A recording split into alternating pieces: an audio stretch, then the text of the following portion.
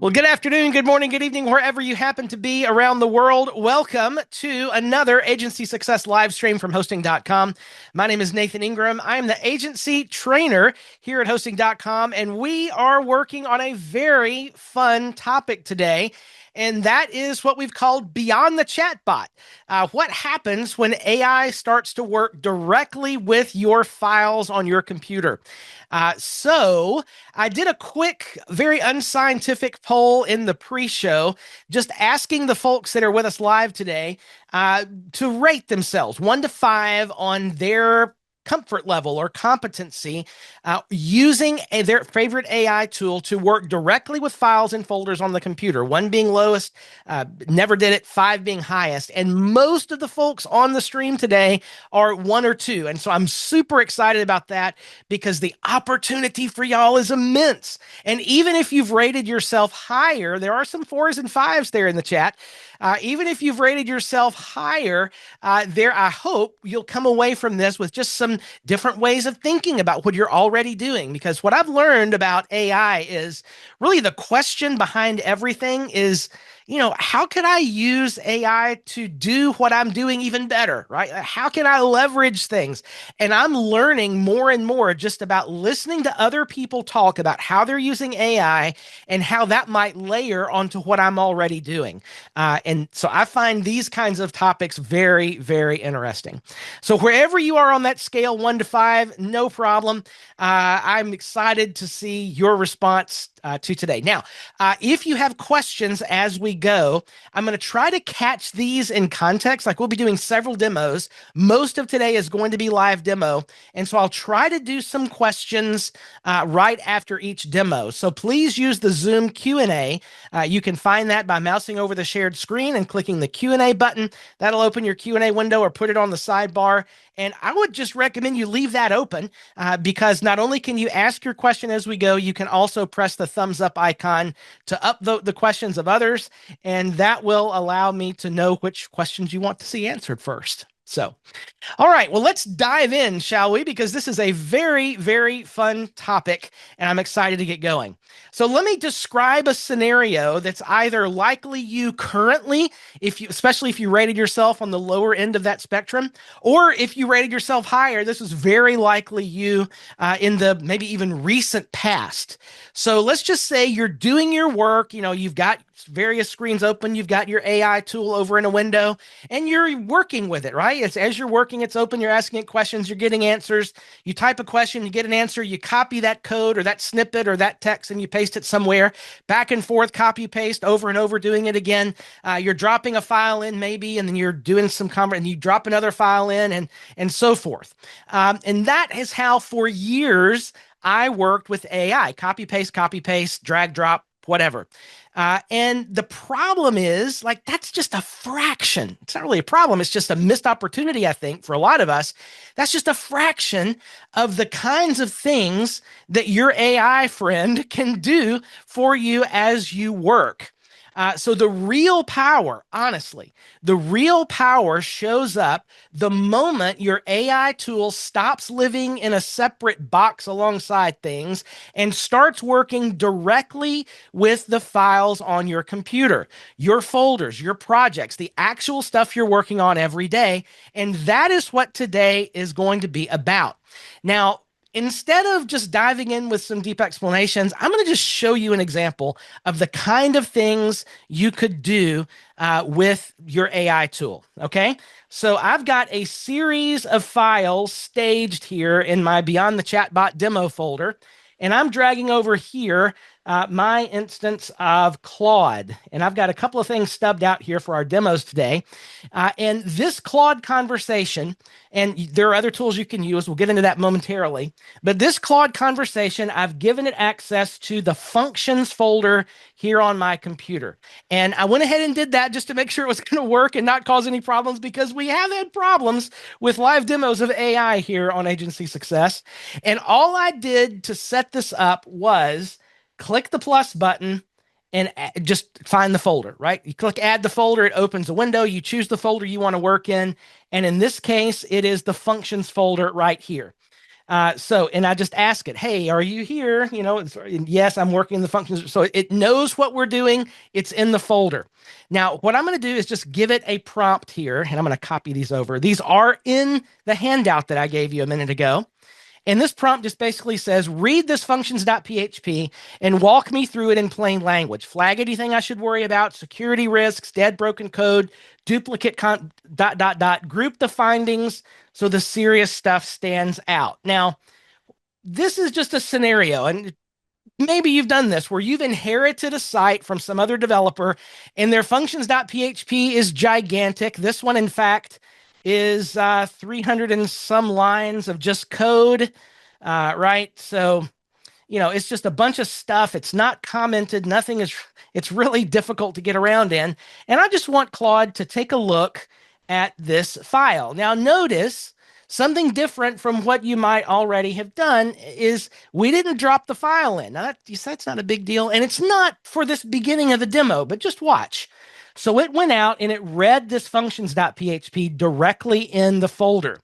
Now, okay, what do we find here? Now, this is honestly the world's worst functions.php.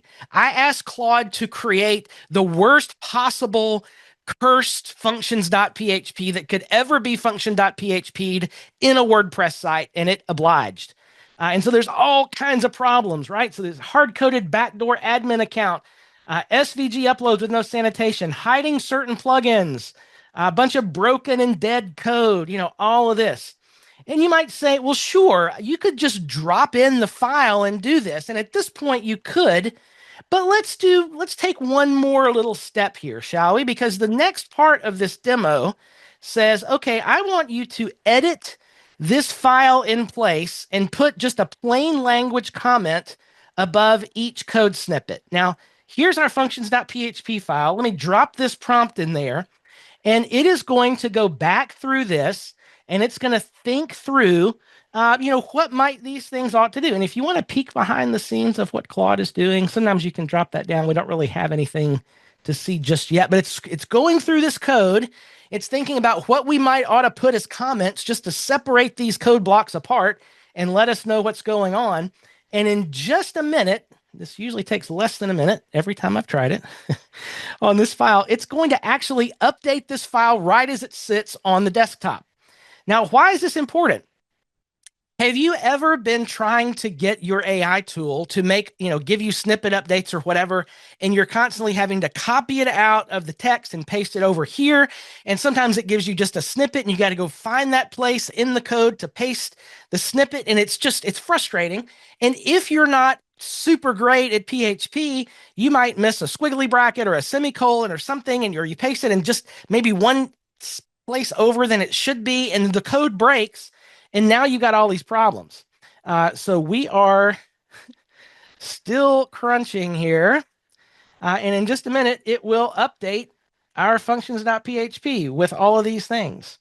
Here it goes. All right. So look, there it is. It just updated live. So now every one of these code snippets has plain language comments right above it. We didn't have to do anything.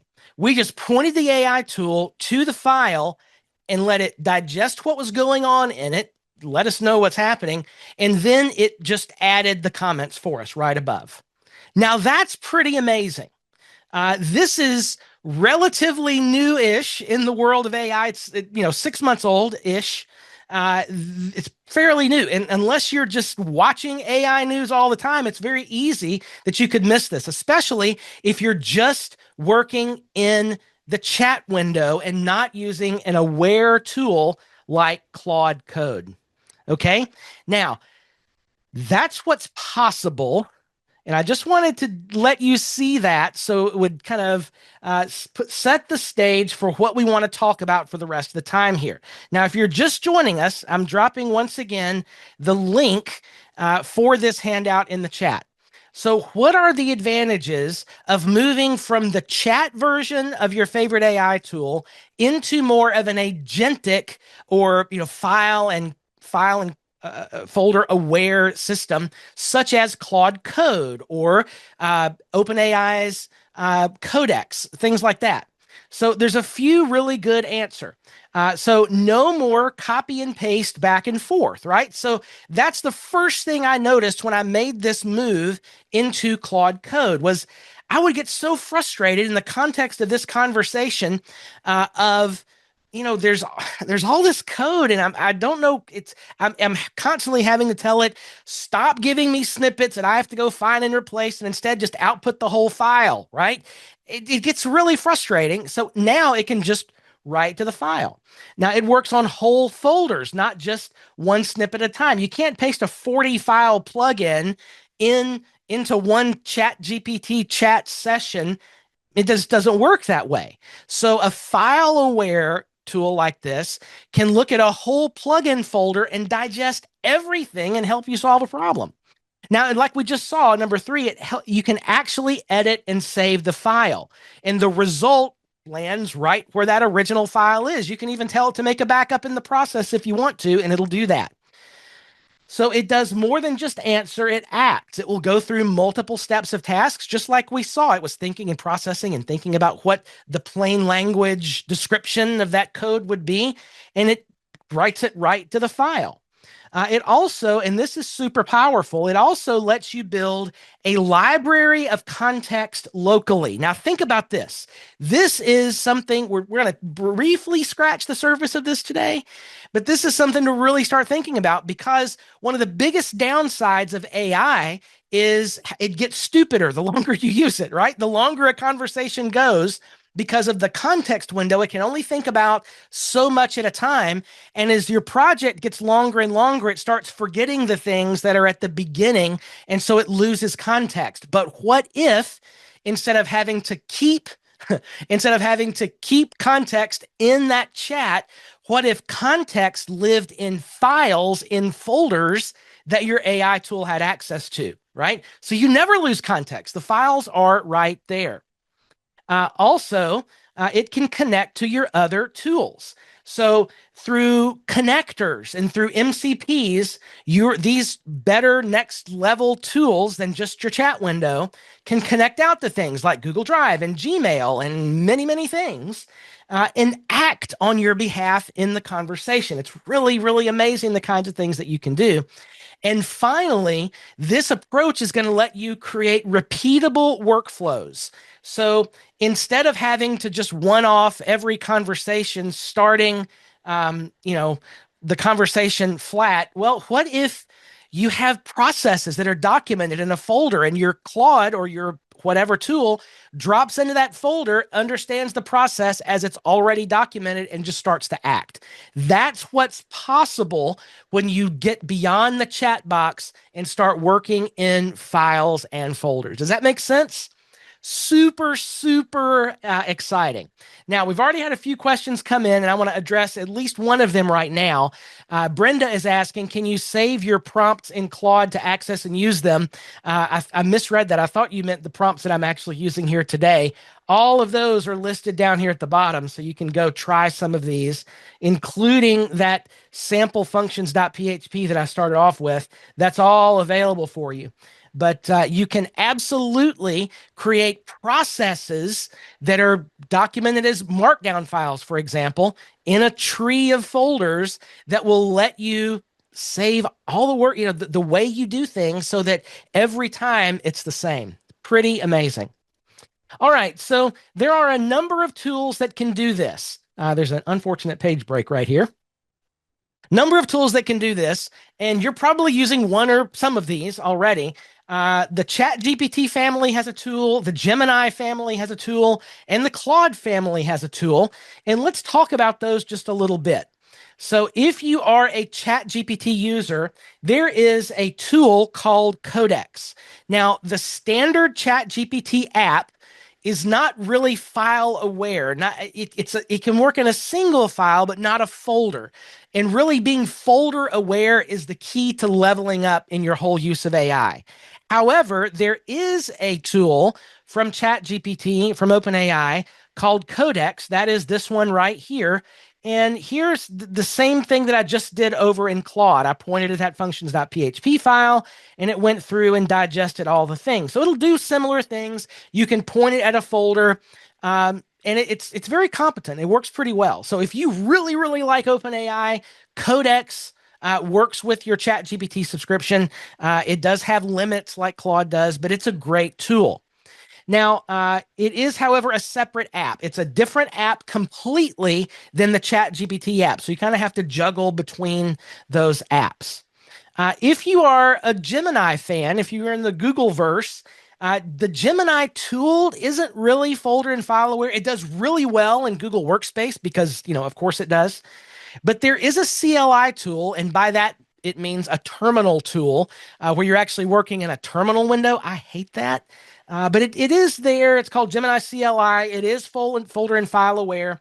But there is supposed to be this summer a new tool coming out called Spark that is more similar to Claude Code or ChatGPT's Codex. But currently, the Gemini world requires a terminal interface, which is just, I don't like it at all. So that really is one of the things that held me back from this whole process for a while. And then there's my favorite, which is from the Anthropic family, Claude Code or Claude Cowork. Now, let me get my Claude back on the screen here. And what I like about this is you can switch between all three flavors of Claude right here. So I can go from chat to Cowork to code.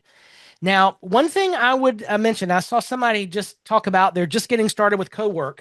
What I would encourage you to do, if you do work like most of us do, skip Cowork altogether. Just go from chat to code. And I don't like the name Code for Claude Code. I understand why it's called that. But really, a better way to think about Claude Code is that it's Claude with access to files and tools. It's really not as much about writing code per se, is Claude Code gives you the ability to work in local folders and files and so forth. Cowork does as well, but it's sort of like a hybrid. And Cowork does not allow you to create local MCPs. Now, some questions about that came up, and we'll talk more about MCP at the end of this, but MCPs are basically a translator between your AI tool and some other tool that's out there. And that's the real power because when you're in Claude Code, for example, you can work in folders and files and whatever. You can also have connectors out to anything with an API. Claude can help you build an MCP for it. And Claude really does the hard work. It just asks you what you want to do, and it will actually go and help you build it. And so my advice to you is if you're just dipping your toe in this water of making a transition away from chat and into a more folder and file aware tool, just skip straight to Claude Code, and think of it as Claude with access to files and tools, not like coding developer, whatever. Or just go straight to ChatGPT's Codex or OpenAI Codex, because those are the tools that are going to give you the biggest lift in what you're able to do, rather than moving to something like Cowork first, where you're going to be limited. You might as well just take the plunge and go right over to code. Now I'm going to pause for a minute. Does that make sense? Okay. So let me hit a couple of questions that have popped up here in the chat because I think they're important. I'll get to credits and so forth at the end. But Anne has asked, what is the difference, or how is code different from a Claude project? And that's a great question, because Claude projects they sort of share some information in a set of files, but they're individual files, not a whole folder. So imagine starting to build a repository of knowledge on your computer that lives in a folder that your Claude just has direct and deep access to. Now, you can build projects, here they are, within Claude Code. It's really more of a labeling and taxonomy situation where you can easily find what you're looking for. But you can build projects right here as well. But so it's a little different, and these tools help you build out or access bodies of knowledge that you can start to build out on your computer. I'm going to get to some more specific examples, and I think some of this will become more clear. All right, so I've talked a little bit already about why I'm using Claude Code right now. I just think it's the best option. I don't like switching back and forth between ChatGPT and Codex that way. the work that Codex turns out is pretty good, but I just like having it all in one app, and there's nothing else that does it quite as well right now than Claude. Plus, you can actually, as I'm getting to here, start to pick your models and effort.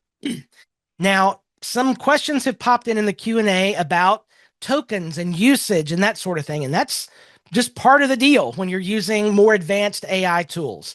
You do have to look at your tokens and usage because they are metered, and the first level paid versions, the $20 a month versions of both ChatGPT and Claude, they'll run out of tokens fairly quickly if you're using it at the highest model and you're using it a lot. So honestly, I bumped up to the $100 a month version a few months ago and I haven't looked back. It's been some of the best money I spend every month. The amount of output that I get from this system is just, it blows my mind every time I use it. So let's just talk about, and this is Claude in particular. That's where we're going to focus the rest of our time today, is in Claude. There are 3 models that every conversation has access to. So notice here I am in this chat where we took apart the functions and we got the comments written in. Down here at the bottom, I have access to all of my models. Now, Opus is the biggest, most expensive model. It chews up the tokens the fastest. But there also is Sonnet, which is kind of medium level, and Haiku, which is a light version. And they all have different strengths and weaknesses. So for just simple actions, Haiku is great for answering simple questions and doing mechanical jobs like sorting files and things like that. Sonnet is pretty well the everyday workhorse. It's what you're going to want to use most of the time. And then Opus, I've actually started using Opus more and more because the quality is just significantly better. But that's the one you generally want to, especially if you're on a $20 a month plan. You probably want to reserve that for only the most complicated tasks or when Sonnet starts to struggle. Now, the fun part about this is with Claude, you can change models within the conversation. So many times I'll be in a coding conversation, say with Sonnet, and it'll be struggling, and I'll switch to Opus and go, okay, review everything we just did and help me figure out the answer. And it'll do it. It oftentimes solves the problem after I flip the model. But start with Sonnet is generally what I recommend. Now, in addition to model, there's also a new toggle down here called effort. So even within, like you can select your model, but then set your effort for low, medium, high, extra high, or max. And this is basically how long it thinks about things. So not only can you choose your model, you can choose how much you want that model to think about. So you can kind of dial in how much effort versus token usage that you want to invest in this work. So Claude gives you really good granular control over what you're doing. Now, so the rule of thumb is start with Sonnet. That's what I say. Start with Sonnet at medium for most tasks. Drop down to Haiku for low and simpler tasks, or move up to Opus when something is genuinely hard or you're stuck. So just there's no sense to spend your usage for thinking power that you don't need. All right.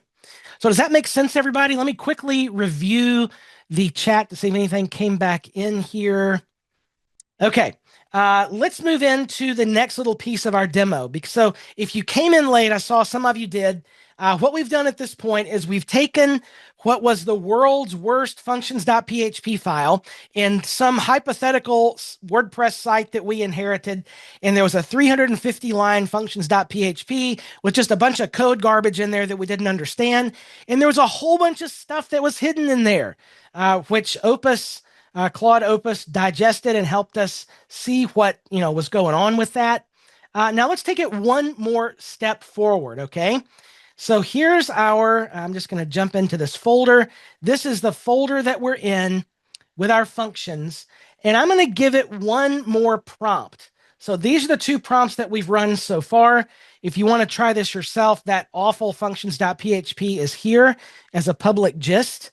Now let's give it one more little prompt, which is, okay, take this functions.php and split this thing into multiple MU files because that's really the WordPress way to handle this. So I'm going to paste this and let it get started. Then we'll actually explore the prompt a little bit. So we're going to say, I want these MU files grouped by type of functionality, like security and hardening, login and admin tweaks, image size and media, et cetera, et cetera. Give each a proper plugin header, clear name, put them in an MU folder, leave out the dead code and previous developers' leftover tracking. When you're done, list the plugin files and what each one contains. So it is meant to swap this back to a different model, but that is okay. It is doing its thing. It is thinking. And in a moment, we will start to see an MU plugins folder appear here magically, and then single MU files written under each. So let's see if we have thinking some more. All right, so this may take, it takes about a minute or two in previous tests to get this worked out. So while it's doing that, I'm going to answer a couple of questions here. An anonymous attendee says, can you create an agent name in code for a process? So I'm not fully sure I understand that question, but what you can do is you can tell your Claude conversation to spin off an agent and run this process that's documented in a file. That's a little beyond our context today, but yes, that is absolutely possible. And it's part of the power of starting to save your processes in folders, in files on your computer that your AI tool has access to. Oh, good. It's almost done thinking. I've heard it say that before. Melanie is asking, most of us are on the $20 a month plan. How fast do you burn through your monthly allotment doing things like this? You can go pretty quick if you're on Opus. I think my suspicion, Melanie, is knowing you and the way that you do your work, you would be really benefited by go ahead and bumping up to the next level of the tool and just spend the money because it's going to save you so much time. Almost done thinking. 2 minutes. All right. What I've come to find as I've been working in this kind of context with giving my AI tools access to our files and folders is that I'm doing multiple things at a time, like literally actually multitasking and being efficient at it because these different conversations are running simultaneously and doing the things they need to do. All right, what do we have here? All right, look, we are creating files. Let's take a look. So here's our first one. It has been given a proper plugin folder. It's been we gave it a correct escape clause at the beginning, and it has given us all our code correctly documented. Look at that. Image sizes. There's our next one. 800 image sizes. That's not awesome, but the code is there. So it's doing exactly what we ask it to do, and it's doing it independently based on its best thinking. So there's all our content excerpts. And look, it's made a folder for security review for those snippets that probably don't need to be on the live site. General cleanup.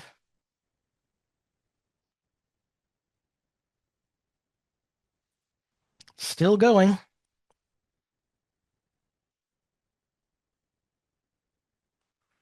Okay, so look, it created this markdown document with the things we ought to look at for our security review of these code snippets. And so it's given us lots of good info here.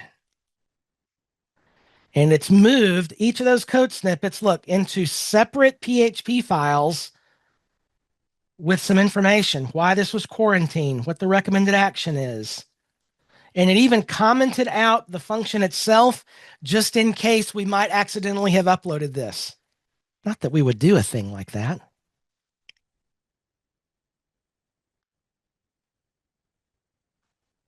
Isn't that cool?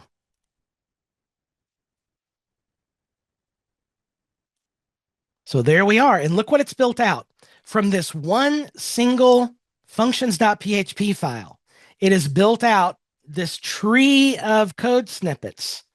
And it's given us information on what's what. Isn't that interesting? So if you go to take over a site that you inherit from another developer, very easily it could scan multiple files like this and tell you what's going on. All right. So pausing for a moment, does that make sense? Do you see the value here? And we didn't have to drop files. We're not having to copy and paste. It's doing the work for us in the folder that we gave it access to in this session. All right. Let's move on. Let's try something else. Now, how many of you have ever in your client work given the client access to a Dropbox or a Google Drive folder, or they've given you access to theirs, and there's 800 images in there? And you've got to sit there and go through them and kind of sort them out and whatever. Wouldn't it be great if your AI tool could do that work for you? And I'm happy to say that it probably can. So here I have a folder full of images. Now, these are provided by a new client of us, of my agency. And I'm showing these with permission, by the way. This is a great nonprofit group in the Cincinnati area called Village of Marici. They provide life skills and housing options for people with intellectual and developmental disabilities. It's a wonderful, wonderful organization. We love working with them. And there's just a bunch of files they gave us, right? So there's all these images. So let's see what we can do with these. Let me drop down into my images. Now, again, I just set this up ahead of time just so nothing would break during the live stream. And all that I did to set this little session up was start it and give it access, add a folder to this folder right here that we're looking at. That's all I did. I just wanted to make sure it was going to work before we started today's demo. So here's our first prompt. I'm going to start it. I'm actually going to change this model just so you see the difference. I'm going to go to Sonnet 4.6, and I think we can get away with fast, low effort on this. So we'll start this. And the prompt says, these are photos of Village of Marici residents taking part in different activities and programs. Look at every image in this folder. Propose a short list of categories based on the activity type of programs shown. Things like arts and crafts, cooking outdoor, ... Group similar activities together so it's a handful of clear categories, not a lot of tiny ones. Show me the proposed categories with a count for each. So look what it's doing. It is reading now. It's gone down. There's about 50 images here. So it's reading each of these images. It's digesting what this image is and looks like. It's smart enough to do that. And this will take just a couple more minutes here. Going down our list. See, we're almost finished already. And we're done. Okay, so it just read all of the images. And you can even see what they are. And now it's thinking about how would I best categorize these images? This will give it just a moment. Almost done thinking. We've heard that before.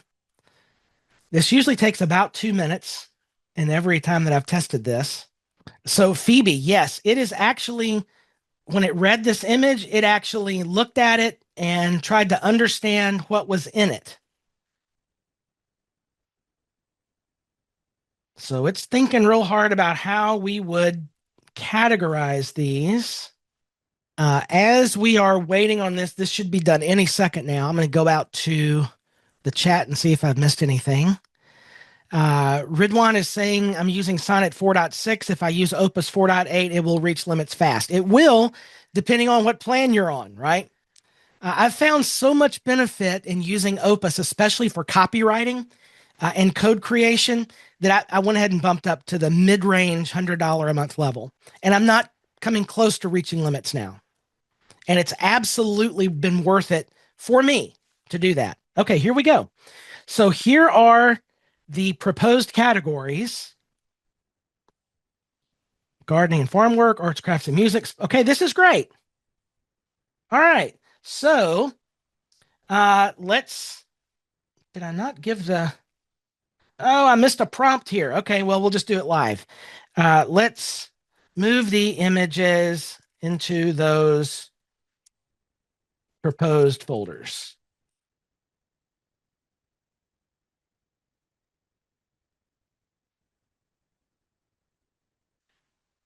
All right. So what we should start see happening now is that it's going to create these folders.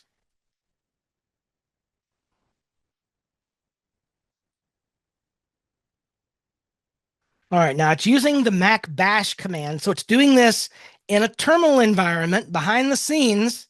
And but this is a good opportunity to say what Claude Code is doing here. It actually creates like a miniature virtual machine on your computer. There they go. And it's running terminal in that virtual machine behind the scenes. There they go. All right. So it just moved all of our files into their appropriate folders. Pretty nifty, right? Now let's take it the next step. This prompt is going to say rename the images in one of these folders with a short descriptive name based on the activity in the photo. So let's do that. And let's just say we'll use arts, crafts, and music. We'll replace that folder name here. And we're saying use lowercase words separated by hyphens, keep the original file extension, and if two would get the same name, add a number so they stay unique. All right, so it's now running on just this folder. Look at that. Now we're not IMG 4000, blah, blah, blah. Now it's actually, oh, cool. I can kind of see what these are just based on the file name. Isn't that cool? Now let's take it one step further, shall we? So in that folder, let's create a markdown file named alttext.md for each image in that folder and create alt text for each of these images. Okay. So see how quickly it's working now that it has digested the images. It knows what's there. In previous tests, this has actually happened pretty quickly. So it's thinking about what ought the image alt text to be, and there it is.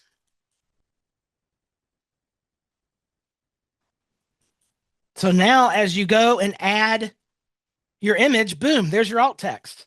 And this is really well done alt text. A person colors an intricate pattern drawing with a red pencil while seated at a wooden table.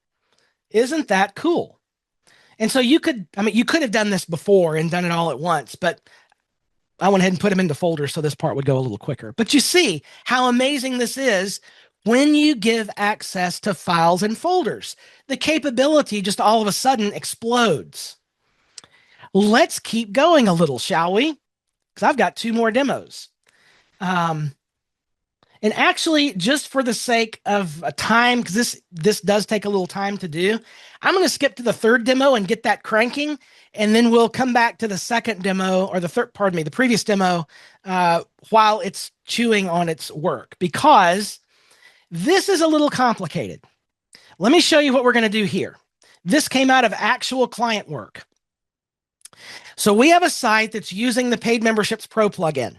And the default behavior of Paid Memberships Pro, stick with me here, is that if a user's membership expires, then they go in and like they get the email that your card, your problem with your membership, they go and add a new card to their membership.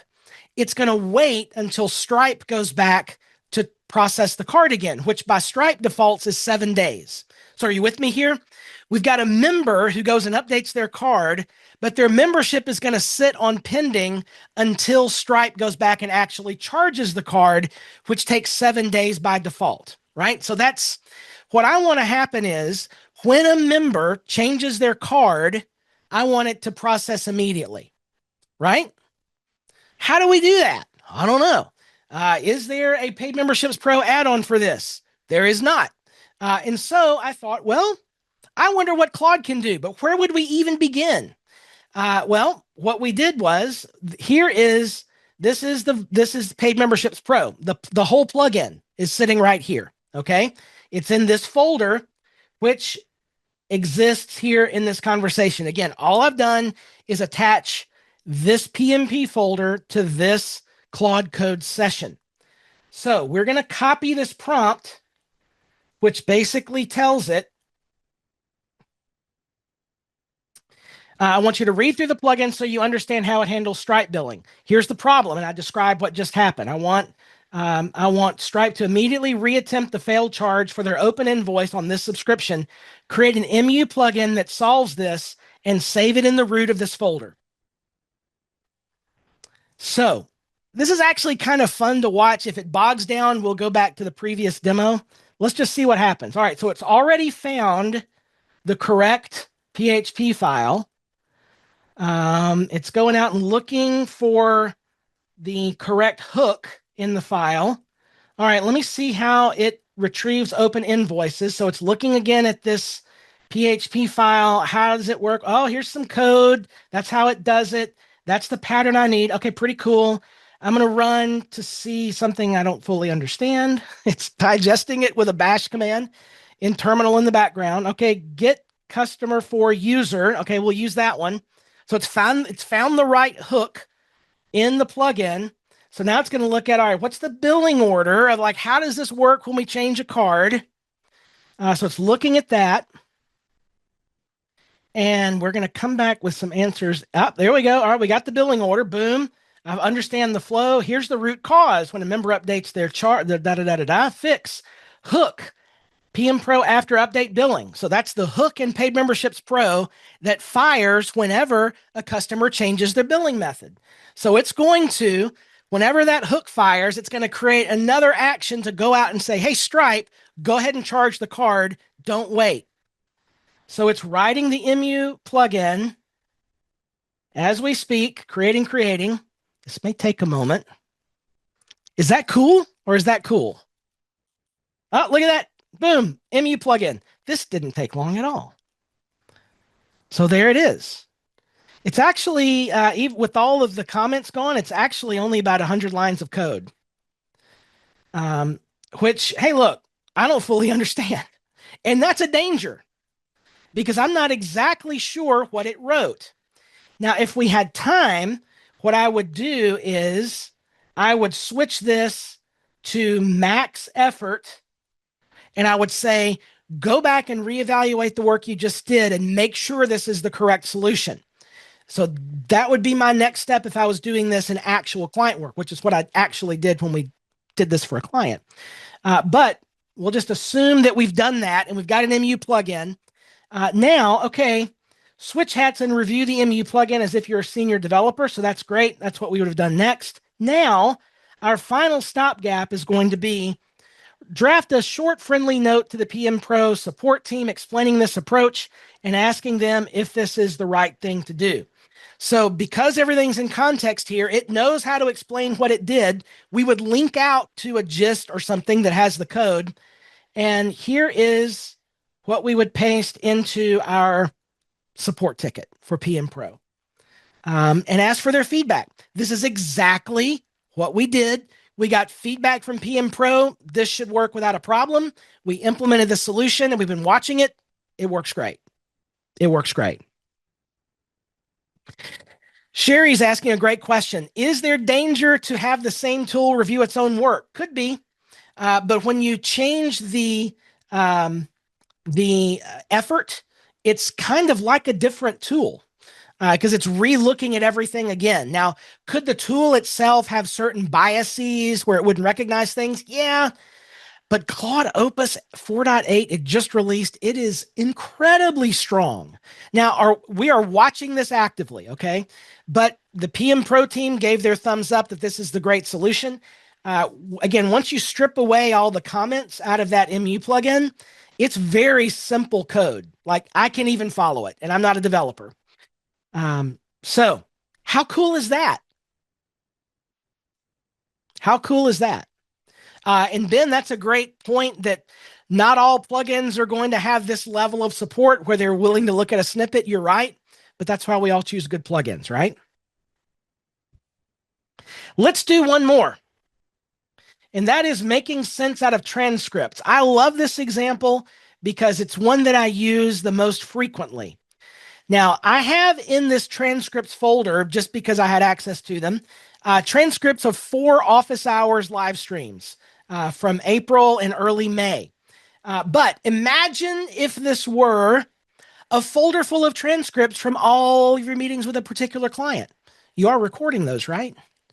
Because if you're not, you ought to be recording everything. And the reason I say that is recordings, audio conversations, and transcripts are just brilliant food for your AI tool to take and systematize and look across multiple conversations and learn things. AI tools are so great at systematizing information and synthesizing information across multiple conversations like this. It's amazing. So, just as an example, we're going to use these office hours transcripts, and we're going just imagine this was client calls. So, all right, let's go into our transcripts conversation, and we'll paste this prompt. So read all 4 office hours transcripts. Each begins with a weekly brief section of news, then moves into Q&A. Focus only on the Q&A. What are the recurring themes in the questions, and what did I say about each one? So it is digesting the things. Now, this is cool. So Claude was smart enough to say, I'm going to launch 4 parallel agents and read these things in parallel. So it is reading all 4 of these conversations at once, and it should come back with a synthesis of everything we've talked about in that 4-week period in office hours. Here we go. Cloudflare, go figure. Login security, spam and CAPTCHA, debugging blocks, quick cloud versus Cloudflare, CP Hulk lockout, leaning into AI is definitely something we've been talking about. All this, MCP service is a game changer. Oh, yeah. Single vendor, best in class tool philosophy. Interesting. Claude plans, tokens, and models. So just across 4 hours of conversation, we're synthesizing what are the things that we've talked about the most. And they all live in this folder. And we could take this and write out some additional documents or whatever about this in that same folder. So here, let's do this.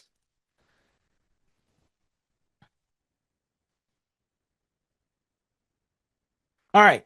So go through all 4 transcripts and pull out every question the audience asked. For each, note whether I answered it and flag the ones I did not fully answer so I can follow up. So usually this takes a little bit less time after it's digested it once and done some output, but we'll see what actually happens here. Oh, here's flipbooks. Oh, flipbooks. All right. So look, here's all of my questions for each office hours with a check if I answered it, a partial answer, or a X if it wasn't answered.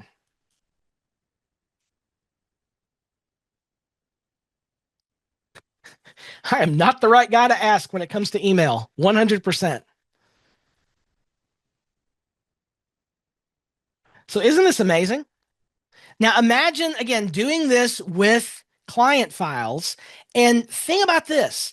If you lean into this strategy and you're collecting a repository someplace of all the interaction of your client with your clients for, just as it goes, building, building, building. And then you could ask questions of your AI tool of that repository, which becomes the basis of knowledge for that client.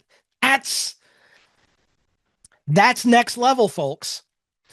Inside little thing here, it's what I've been building for 6 months with my agency, and it's pretty darn amazing. Okay, now, that was pretty cool, right? Let's take it to the next level. What if, in this demo, all these MU plugins, what if right from this conversation, we could say, okay, go put those on the website. Or with these images, okay, go ahead and upload those to WordPress and add the alt text that you created. And it just did it. Your Claude just connected to WordPress and added all the things for you. How amazing would that be? The incredible thing is you can do that today, right now, today, with a WordPress MCP. Now, we're going to be talking about this at our first available opportunity, which is July the 7th. You may have seen recently that Rocket.net, which is one of our properties here at hosting.com, Rocket.net has launched an MCP for their entire architecture. So you could connect your Claude or your Codex to Rocket.net through their MCP and have full access to your WordPress site. Take this post you just wrote for me in this conversation, generate a featured image, and publish that to my website. Take this code that we just wrote and add it as an MU plugin. Take a look at the caching situation on Rocket.net with Cloudflare and help me understand how to speed this page up. It lets you talk to your website and your hosting environment right in a Claude conversation. So that's what we're going to be talking about on Tuesday, July the 7th. And even if you're not hosting with Rocket.net, you can still see the incredible power of using MCPs in WordPress. And there are other options, standalone MCPs that you could use as well.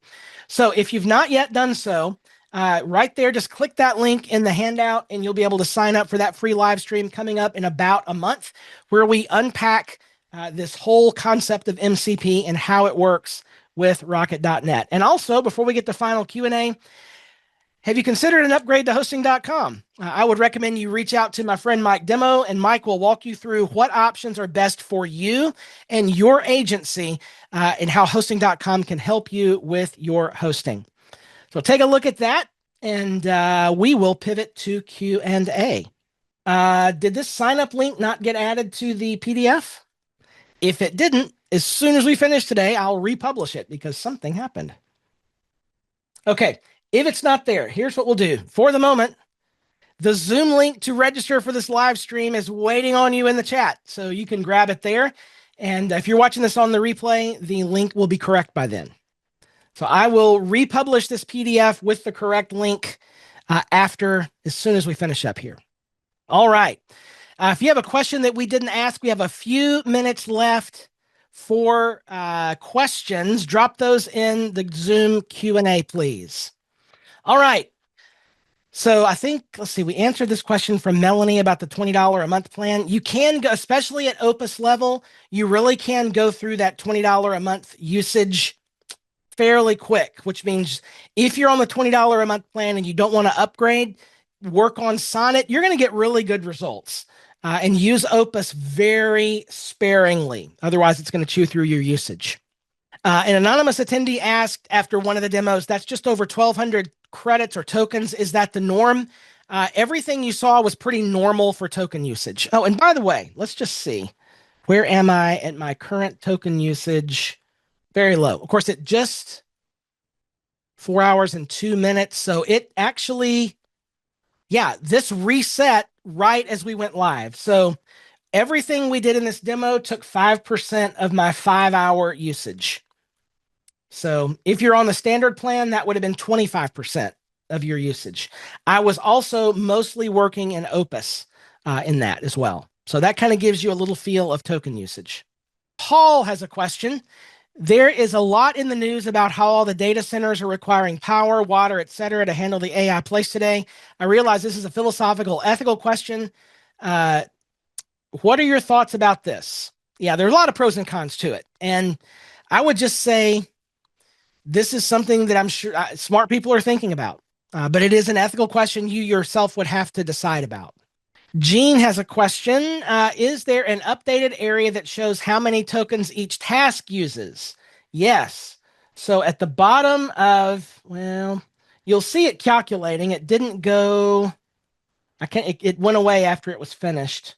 I believe there is, Gene, I'm not sure where that is. I know I've seen it. I've just never been interested enough to dig for it. Yeah, it's really funny about data centers. There's one that's supposed to go in about 10 miles away from me here, and everybody's fighting against it. Like everybody wants the AI, but nobody wants the data center in their community. It's funny. TJ says, so in theory, Could this workflow replace paying for a separate tool like alt text AI? Yep. Yes, it can. And here's the thing, TJ. If you connected your Claude tool, for example, to your WordPress with an MCP, like the one that Rocket.net offers, you can say, go through every image in the media library and give it alt text according to best practices. And it would right there on the site just add alt text to every one of those images. So it's the next step even beyond working on files and folders. It's like the next leap from working in a chat window and having to copy paste. Now you're working in files and folders, which is awesome. Now working in an MCP, you don't even have to move things from local to remote because you're working on the remote server. Gene's question, remind me which tool you use for recording meetings and creating transcripts. There are a bunch of them. The one that I use, just because we bought a lifetime deal on it years ago, is called Meet Geek, and we like it. They continue to develop it. It gets better and better. Matter of fact, I was just in an in-person meeting this morning, and I used the Meet Geek desktop app to record the meeting. So yeah, there's a bunch of them out there, though. They're all basically the same. An anonymous attendee asks, have you got Beyond the Chatbot in the left panel as a project with each of the 4 folders? Yes. So basically what I did when like normal conversations appear here, I think I have some client stuff here, so I don't want to open that. But what you can do in Claude is you can move any conversation to a group, or you can pin the conversation and it will go up to our pinned. Where are our pinned conversations here? Let's see. Oh, it's at the top of grouped or ungrouped. So I'm going to leave that alone. But yeah, I just created a group for them here to cluster them so it would be easy for me to see here on the live stream. All right. Sue asks about how many Claude credits did today's demo use? I think I answered that. And finally, Ben asks, is API usage much more expensive than a subscription? Yes, absolutely. 100% you want a subscription. And my guess, I mean, and here's my warning for you. Once you start doing this more and more, you're going to find yourself upgrading to at least the mid tier. I have a friend that surpasses me in all of this, and he's been at that $200 a month Claude level for several months. But it's worth it. It is absolutely worth it to me because the amount of time I'm saving more than covers the cost of the subscription. All right, we need to wrap things up here. And my challenge for you is this. If you take one thing away today, take this. The AI tool that you've been using in a chat box can work directly with the files and folders on your computer. And that's the whole shift. It's about that. So my challenge is start trying some of this, right? Take one example from the live stream today and try something like playing with a functions.php file and creating MU plugins. Try sorting a folder full of pictures or documents. If you've got a folder full of documents from a client, PDF files, Word docs, doesn't matter. Ask it to go through there and tell you, ask it questions about what's in that giant folder. Look at transcripts of meetings and so forth. It is amazing what you'll be able to see. And the sky's the limit on what you can do with this. Keep that question in your mind as you're working with your AI friend throughout the day of, what could I have this do? And even if you're not sure, just ask it. And a lot of times your AI tool will help you build the bridge to get from where you are currently to what you want to be doing. It'll just step you right through it. It's amazing.